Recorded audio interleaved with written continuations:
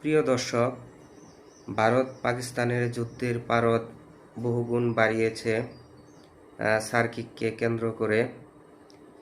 বিশেষ করে এই যুদ্ধের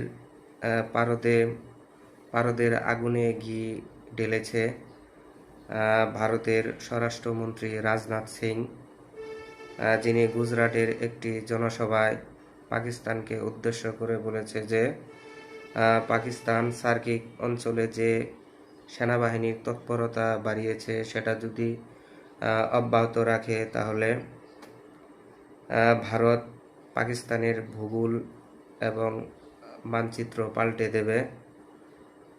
সেটার কথা ধরেই ভারতের সেনাপ্রধান উপেন্দ্র দ্বিবেদী রাজস্থানের একটি সেনাবাহিনীর জনসভায় পাকিস্তানকে উদ্দেশ্য করে বলেছে, পাকিস্তান যদি সন্ত্রাসবাদ থেকে দূরে সরে না আসে, মদদ দেয়, তাহলে পৃথিবীর মানচিত্র থেকে পাকিস্তানকে মুছে ফেলা হবে। সেটার কড়া জবাব দিতে ভুল করেনি পাকিস্তান।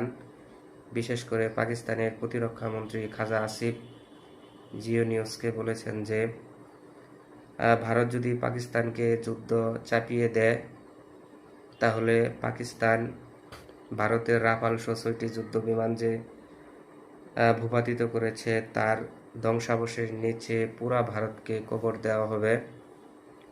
প্রিয় বন্ধুরা, যে সার্কিক, এটা একটা বদ্বীপ অঞ্চল যেটা সিন্ধু বদ্বীপ নামে পরিচিত। বিশেষ করে ব্রিটেনের রাজার প্রতিনিধি সার্কিকের নামানুসারে সেটার নামকরণ করা হয়েছে, যেটা ভারত এবং পাকিস্তানের যে সিন্ধু প্রদেশ এবং গুজরাটের প্রদেশকে আলাদা করেছে, আলাদা একটা অমীমাংসিত লাইন, যেটা 1914 সালে ব্রিটেনের রাজা সার্কিক এই অমীমাংসিত ইস্যু নিয়ে কাজ করেছিলেন।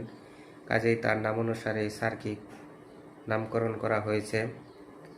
এই সার্কিকের দৈর্ঘ্য 96 কিলোমিটার এবং এর সরু প্রায় 8 থেকে 10 কিলোমিটার, যেটা আরব সাগরে পতিত হয়েছে। সার্কিকের বৈশিষ্ট্য হলো সার্কিক এশিয়া মহাদেশের মধ্যে সবচেয়ে বড় মৎস্য আহরণকারী একটি জায়গা এবং এর অর্থনৈতিক অনেক বৈশিষ্ট্য রয়েছে, বিশেষত্ব রয়েছে। বিশেষ করে এর